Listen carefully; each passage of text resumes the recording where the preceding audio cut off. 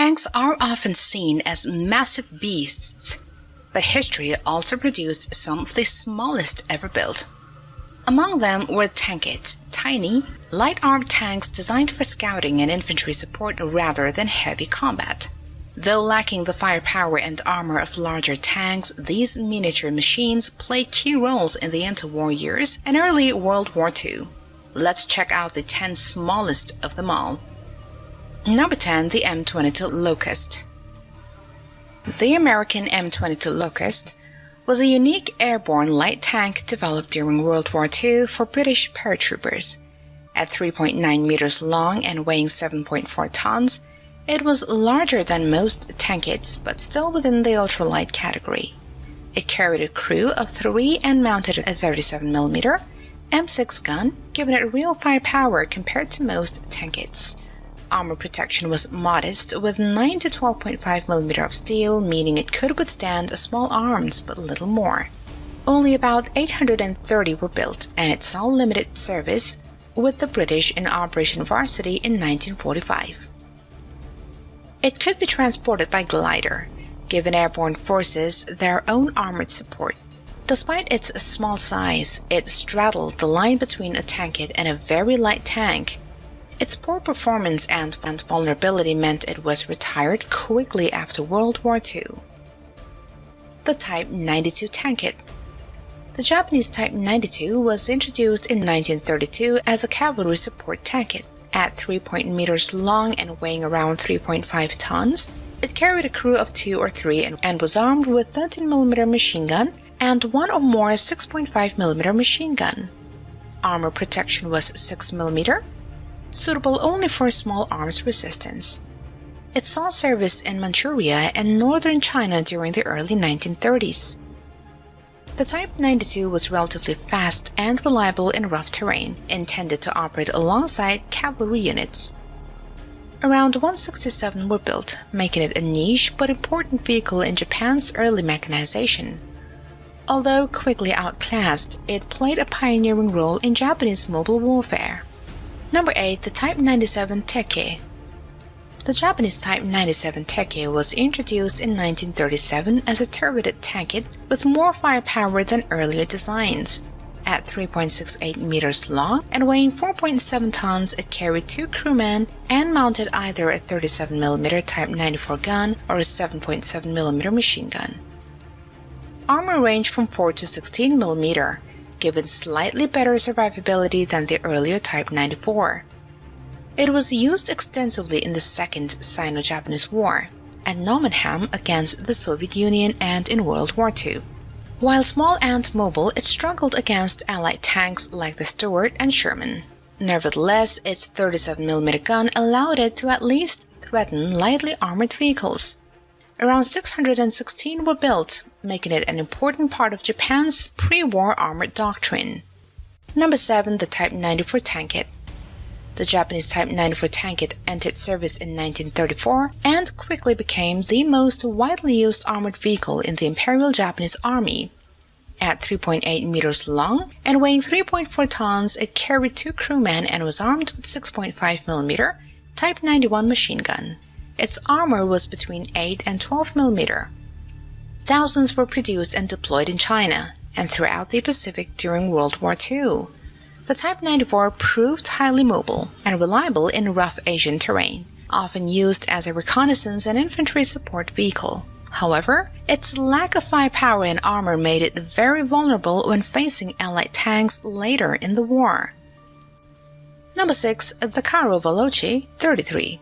The Italian CV-33 was the country's first mass-produced tankette, entering service in 1933. At just over 3.3 meters long and weighing 2.7 tons, it carried 2 crewmen and was armed with a single 6.5mm machine gun. Armor ranged from 6 to 12mm, giving it modest protection against small arms. Thousands were produced and the vehicle became Italy's most widespread armored type before World War II. It saw combat in the Second Italo-Abyssinian War, Spain, France, Russia, the Balkans, Italian North Africa, and Italian East Africa. Its mobility made it useful for colonial policing and infantry support but ineffective in tank versus tank combat. Despite its limitations, it represented the backbone of Italy's early armored forces. Number 5. The Renault UE Chenillette. The Renault UE was a French tankette introduced in 1932 primarily as an armored supply and light support vehicle. At 2.8 meters long and weighing 2.64 tons, it carried a crew of 2 and were fitted with a 7.5mm machine gun. Armor protection was between 6 and 9mm, offering minimal battlefield resilience. Despite being small, it became one of the most numerous armored vehicles of France, with over 5,168 produced. It saw combat in the 1940 Battle of France, where it was mainly used for logistics, towing, and infantry support. The Germans captured thousands of them, converting many into carriers, AT platforms, or flamethrowers. At number 4, the Tančík version 33. This was Czechoslovakia's indigenous tankette entering service in 1934. Measuring 2.7 meters in length and weighing 2.3 tons, it carried 2 crewmen and mounted 7.92mm machine guns. Armor protection was modest at 4 to 12mm, typical of tankettes offering only small arms resistance. Only about 70 were built, making it a limited but notable addition to the Czech Armored Corps. It never fought in major campaigns under Czechoslovak service but was later captured and reused by German forces after 1939. The vehicle's low silhouette made it suitable for reconnaissance and ambush roles, though it lacked the firepower to engage enemy tanks. At number 3, the T-27. The Soviet T-27 was a license-built derivative of the Carden-Loyd, produced domestically starting in 1931. At 2.6 meters long and 2.7 tons in weight, it carried 2 crewmen and single 7.62mm DT machine gun. Its armor ranged from 6 to 10mm, providing minimal protection, but it was considered adequate for scouting and infantry support. Around 2,540 units were built, making it one of the most numerous tankettes ever fielded.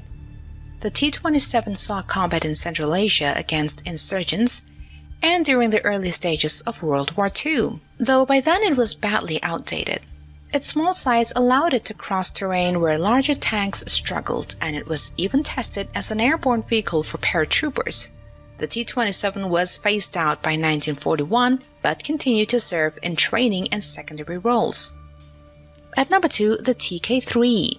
The Polish TK3 was developed in 1931 as a domestic version of the British Carden-Loyd tankette, with significant improvements for local conditions. At 2.58 meters long and weighing about 2.4 tons, it carried a crew of 2 and was armed with a single 7.92mm Hotchkiss machine gun. Its armor protection ranged from 4 to 10mm, enough to stop rifle fire, but ineffective against heavier weapons.